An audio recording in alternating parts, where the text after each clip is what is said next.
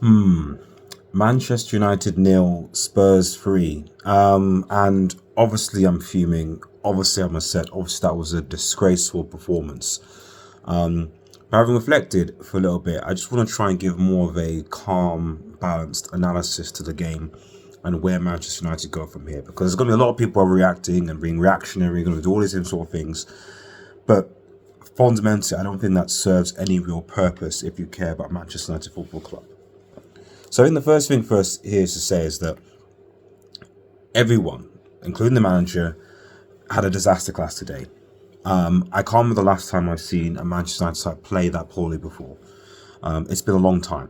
The Liverpool game shocked me, but you can kind of can you excuse the 7-0 due to the fact that Liverpool just far, far better than we are?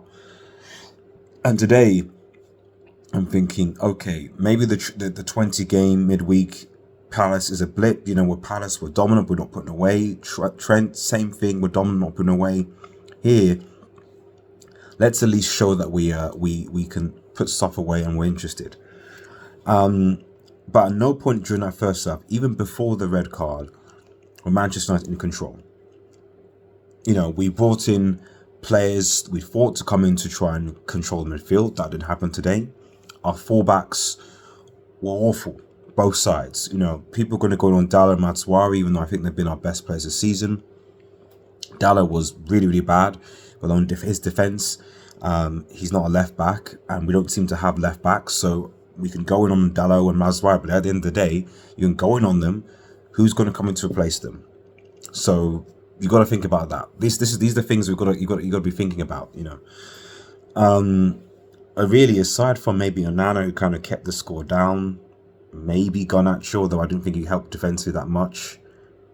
I can't really think of anyone that really had a good game today. The red card, Bruno, well, is it harsh? Probably, but at the end of the day, is VAR going to overturn it? Probably not. It's a red. It's a red. It is what it is. And then after that, you're thinking, I don't know why. And the reality, to be honest, is that under Ten Hag, I've never seen a team, I think what's so concerning about this team has always been the mentality. I've seen teams that have gone down to 10 men and have either managed to, win the game or managed to at least, see out a draw, or not concede further goals. Manchester United, when have been down to 10 men, always, for whatever reason, seems to just collapse. You concede only 2 minutes into the second half and it's game over. At the very least, maybe try and dig in for a bit, drop deep, etc. We go for it, we 2 goals down, and then subsequently later we got 3 goals. And then that's really game, set and match, really. Ahmad comes on, who personally I think should start, because I think that this experiment of trying to play and fit in Marcus Rashford with Garnacho, whatever, doesn't work. Basically, it's Rashford and Garnacho on the left-hand side. I think this alternative thing just doesn't... For me, I never get why, at one of the biggest companies in the world, why are we still trying to experiment with players? Play a right winger, i.e. Ahmad. Play a striker and play a left winger, etc., or left forward, whatever it is you're wanting to do. Because Rashford's not a wing, he's inside forward. Garnacho likewise. But we did it to fit in against Liverpool. We lost 3-0 against Liverpool, we lost 3-0 today. We lost 3-0 against 11 men. So, overall, terrible performance. And, is this the beginning of the end for Ten Hag? It probably is. Because realistically, is this United team really going to win away to Villa? Probably not. And then you lose to Villa, and then you're thinking, well, what is the objective of the season exactly? Is it to get top 4? What's the point of the season? Because you've already shown in the first 7 games that United are behind Villa, they're behind Spurs, they're behind Liverpool. And they've still yet to play a Chelsea team that look really good, an Arsenal team that are consistent, and a City team that are consistent as well.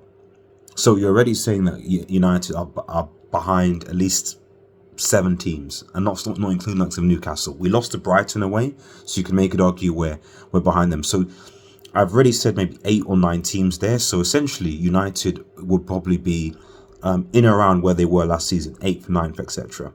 The only difference being, can they win Europa League? And off the game of 20 in the midweek, who were in pot 4, probably not. So I think that you know, this is probably the beginning. This is probably not only the beginning, it's probably the end for Ten Hag, really. People ask about different managers. I suspect that if he's going to get sacked, they'll give it to Ruud and then make a decision, you know, later on in the later on, maybe in December or possibly in the season. I've got no idea. I don't actually know who would even come in. I've got no idea, because every manager that's available, people say bring this person, bring this person. I don't know who's actually available, because everyone is in jobs, and you can't just take managers mid-season from jobs. You just can't. So, you know, but at the end of the day, and I'll end with this, is that there'll be a lot of people that will be saying, oh, you know, this is why they shouldn't have Ten Hag, all the rest of stuff like that. But the reality is, a lot of these same people, the same people that talked about when Ollie got sacked, how he's just a PE teacher, he's not tactical, blah, blah, blah, blah. And then we bring in a coach or manager that does have tactics, you know, we're going to cook. And it didn't happen. You know, Josie's a proven winner. Oh no, he's outdated. You know, so it's always interesting how the narrative always changes. How, you know, you got Van Gaal, we got, you know, it was Moyes who did it with Everton. And you saw his success in, so maybe we can do a better club. Oh no, Moyes can handle a bigger level. Then Van Gaal comes in, oh, he's got all the experience from managing Barcelona, Bayern, etc. Oh, and then he fails. Oh, it's because his football is out of date. He doesn't know the English Premier League. Then Joseph, oh, he's a serial winner. He does it. He's going to do it. And then it doesn't work. And then it's, oh, well, it's because, you know, he's out of date. His defensive football is wrong. Then we bring in Ollie. He's a fan favorite. Yeah, he gets the players. He loves the players. He encourages them. He works with them. He gives them chances. And then it doesn't work. And it's like, oh, he's a PE teacher. This is this. Ten Hag. Oh, look at what he did in the semi-final. Blah, blah, blah. With Ajax. Look at the manager. Look at where Ajax play. Blah, blah, blah. This is a style of play we can do it. And then it's like, he's a bold forward. Doesn't know what he's doing. Doesn't win the Premier League. Blah, blah, blah. Even though someone like, what's his name? Slots came in from Liverpool, and, you know, is cooking now. So, I'm not going to sort of do this thing where I hope, like anytime, I hope that if United do get a new manager, that it works, because I love Manchester United Football Club. So I hope it does work. I really hope it does work. But the reality is that fundamentally, it seems to me, for whatever happens for Manchester United, whoever seems to play for this club, this team, for whatever reason, it just seems that the mentality of this football club, the mentality of the players, is just non-existent. No determination, no grit. People can come up to Old Trafford and just bully these guys, and they don't care. Even if we get a bounce, even if we start playing better football for some time, I'll be honest, I don't think I'll be able to trust these players. Unless these players go out and go on an amazing run and win a major trophy, I'm not going to trust them. Even if, and I said this, I know this video is going a bit longer, but it's my point. And I said this at the beginning of the previous season, actually, when we didn't win when we lost the FA Cup to City in the first season. And I was like, I'm not happy with these guys. I don't trust these guys. I don't think it's going to work out. And I'm like, oh yeah, but we finished in the top 3. We finished 3rd. We got to the final. Give him. I'm like, I'm not sure here. I don't trust. I've seen this play out before. I don't trust these guys. And even if we get a new manager in, you know, I don't trust him, and I don't trust the players either. We'll see what happens, but this team, this manager, this club has a lot to prove. And as it stands right now, they ain't doing any of it.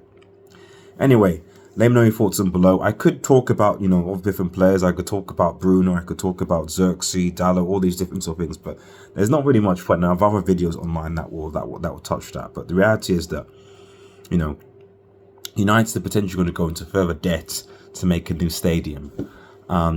We've got Ineos in, who apparently know what they're doing, and we are where we are. So now it's over to the players, the manager, and Ineos to fix things, because as it stands now, United are going backwards. Like, share, and subscribe. Peace.